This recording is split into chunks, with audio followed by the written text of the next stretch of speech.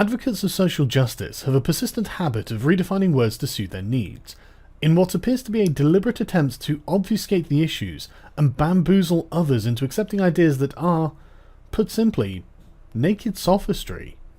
While this Orwellian defamation of our dialectic is damaging to the public discourse, it can be remedied by a careful analysis of the language we are using to talk about these issues. If you are a regular English-speaking person, you probably use a dictionary to find the definition of racism.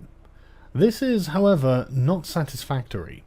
Dictionaries are descriptive, not prescriptive, which means a dictionary cannot actually tell you what the meaning of a word is, only describe how the word is used in common parlance.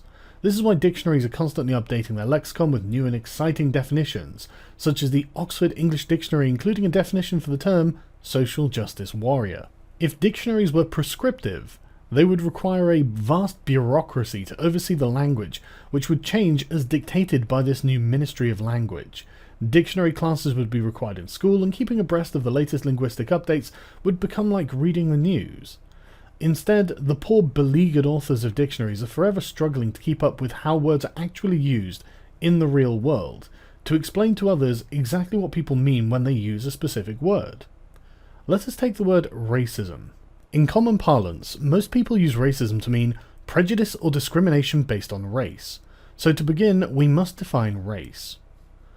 The pertinent definition in the context of an accusation of racism is the distinction between categories of humans who share distinctive physical traits. We can now attempt to define racism, but already we have reached an impasse. By the first definition, what is the difference between a racist and a supremacist? By the second definition, what is the difference between prejudice and discrimination? The belief that race is the primary determinant of human traits, leading to an inherent superiority or inferiority of the races, is not the intended meaning when one person calls another a racist. An accusation of racism is not intended to spark a discussion on the scientific merits, if any, of race, but as a method of objecting to a person's bigoted behaviour.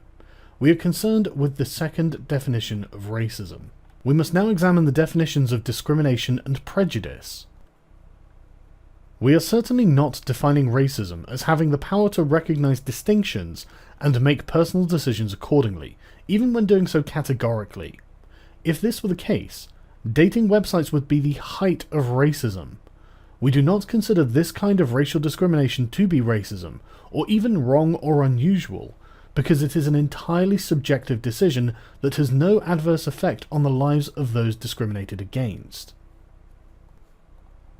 Discrimination only takes on a negative aspect when prejudice is applied to its usage, and even then only takes on significance when applied to the treatment of others. The inclusion of prejudice to a definition of discrimination is redundant.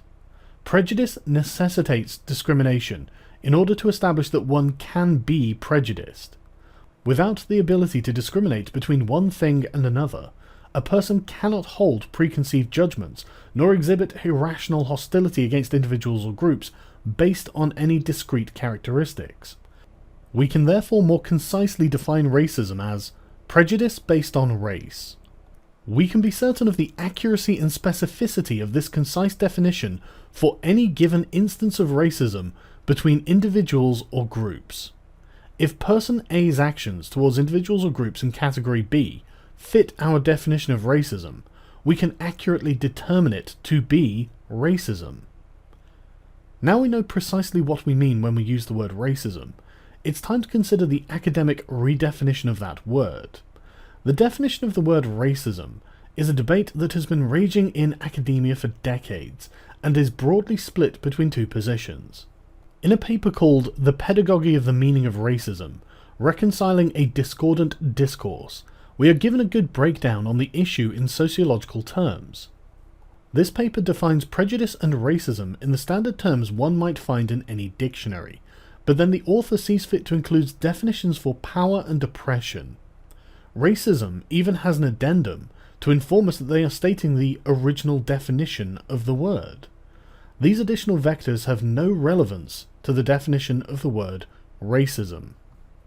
Racism describes a principle, the act of being prejudiced against a person due to their race, which is context independent. any person could potentially be prejudiced against any other person due to their race, regardless of any extraneous factors. There may or may not be consequences for holding and acting upon these prejudices, but this is immaterial as to whether we are accurately describing whether or not a person does hold these prejudices.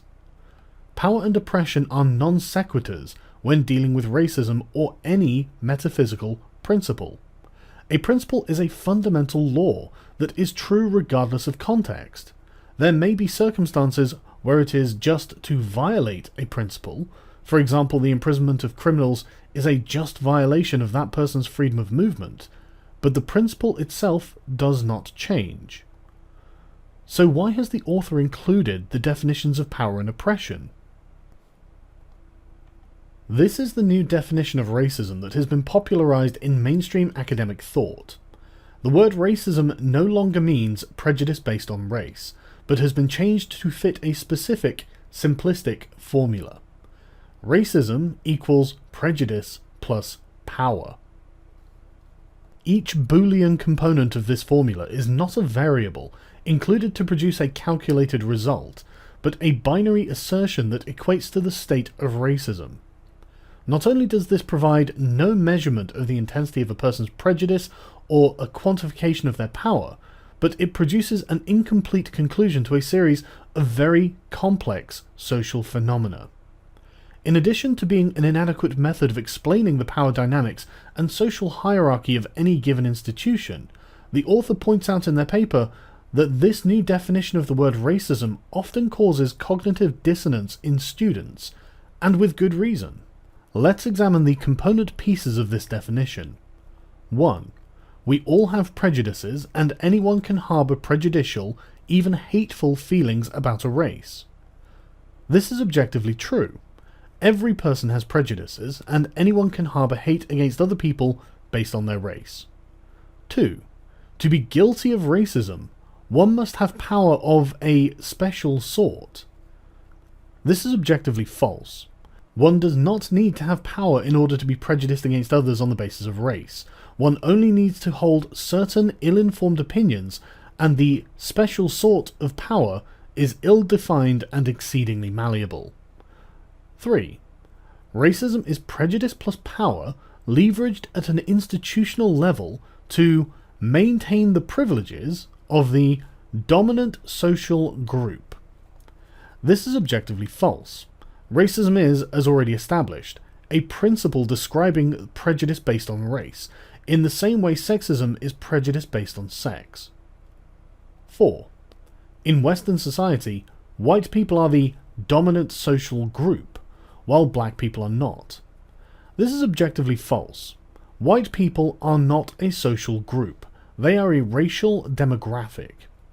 Even if one were to accept the premise that there is a white social group in Western society, to claim this group is self-aware enough to act in its own interest is highly debatable, especially given the integration of non-white people into Western society. There are many examples of white people acting against the interests of other white people, such as race-based affirmative action programs or the increased competition caused by a ready influx of non-white immigrants into majority white societies.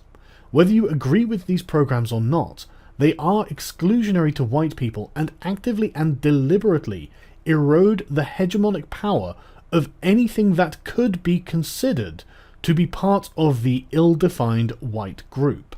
The entire concept of a dominant social group degenerates further when scrutinized beyond the broad, surface-level sweeps that comprise this new definition.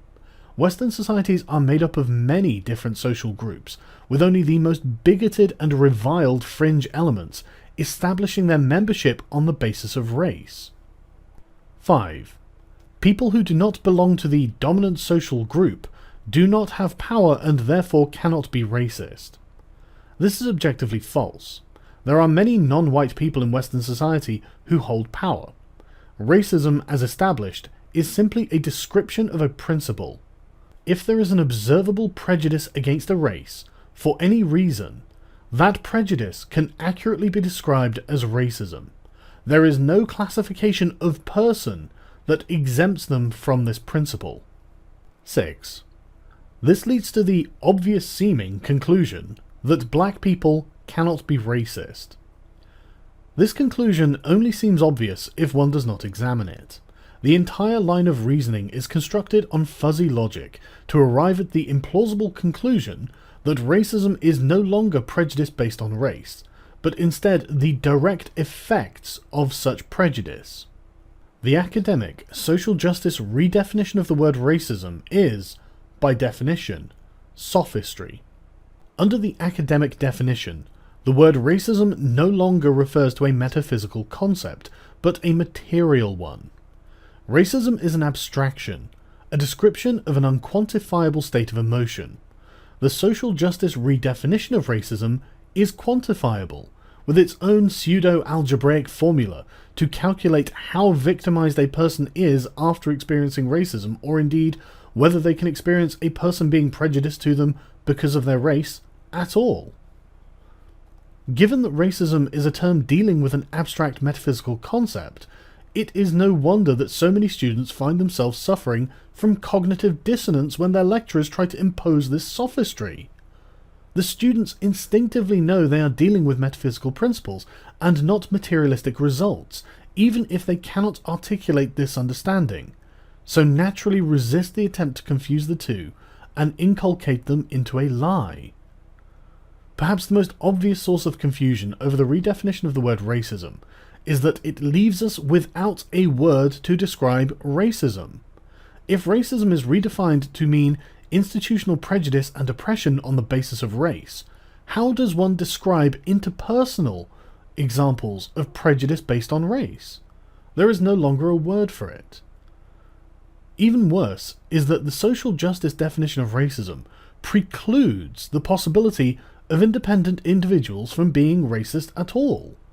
If a person is not operating as an agent of an institution, then that person cannot apply the power of an institution when they are displaying their prejudice. If an individual cannot be racist under this definition, what sense does it make for an advocate of social justice to make an accusation of racism at all? Under the standard definition of racism, one would simply add the conditional modifier institutional to the word racism to provide the contextual definition of prejudice based on race that the academics redefining this word are trying to express.